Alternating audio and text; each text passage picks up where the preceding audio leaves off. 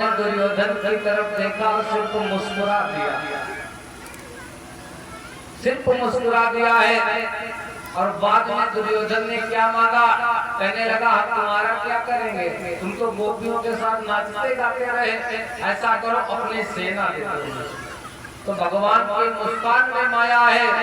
आज गर्गाचार्य जी वहां से जाते हैं, कहते हैं प्यारे प्रभु धीरे धीरे बड़े हुए हैं, अपनी बाल लीलाओं को करने लगे हैं। आज नंद जी और यशोदा मैया बहुत प्रसन्न है जब प्यारे प्रभु को देखते हैं। अब भगवान घुटनों के बल चलने लगे हैं। किल कतान घुटुरवन आवत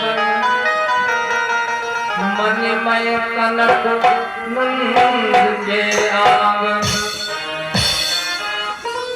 कहते नंद जी के आंगन में जो मणियां लगी हैं उसमें भगवान अपनी परछाई देखते हैं, उसे पकड़ने के लिए दौड़ते हैं। यशोदा मैया और नंद बाबा बहुत प्रसन्न हैं।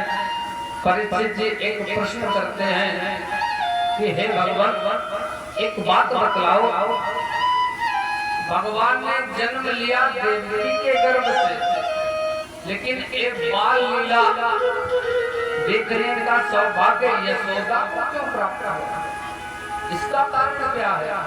सुखदेव जी कहने लगे सुनो राजन, नंदा किम करो ब्रह्मन स्वयं महोदया। सुखदेव जी कहते हैं राजा परीक्षित, ब्रह्मलोक में एक द्रोण नाम का वसु था, इसकी धर्म पत्नी का नाम था खरा। द्रोणो वसु नाम प्रबलो धरया सा भार्या करिष्यमाण आदेशान ब्रह्मणस्तमुवाचः। ब्रह्मा जी के आदेश से इस धरातल पर आया। तो भगवान ने इनकी परीक्षा ली। द्रोण थे धरा थी घर पे, भगवान ने एक साधु का वेश बनाया और जाकर भोजन का सवाल किया। भगवान कहने लगे हे मैया हमको भोजन चाहिए, बहुत भूखे हैं और कई दिनों के भूखे हैं।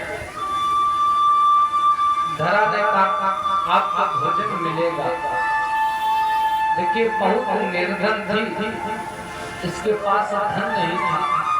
धरा भाग कर गई है रसोई में, देखा है रसोई में अन्न ही नहीं है, क्या खिलाएं? संत आए हैं, आंखों में आंसू आ गया, रोने लगे हैं भगवान आपने हमको इतना भी नहीं दिया कि कोई साधु संत का मैं सम्मान कर सकूं।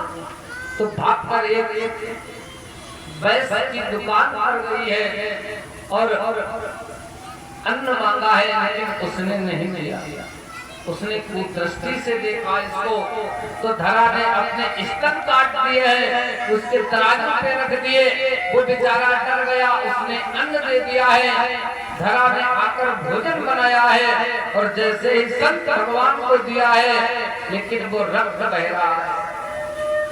संत पूछने लगे देवी इतना रक्त कैसे बह रहा है, क्या हुआ है, आप हमको बताएं। आज धरा ने सारी घटना बता दी है। भगवान हमारे पास कुछ नहीं है, मन तो बहुत है करने का, लेकिन हमारे पास कुछ है। भगवान कहने लगे रो मत, अगले जन्म में मैं तेरे घर पर अपनी बाल लीलाएं करूंगा और तुम्हारा स्तनपान करूंगा। जो तुमने स्तन हमारे लिए काटे हैं, मैं उन स्तनों का पान करूंगा। और देवकी मैया के स्तनपान जो नहीं किए हैं, तो कहते हैं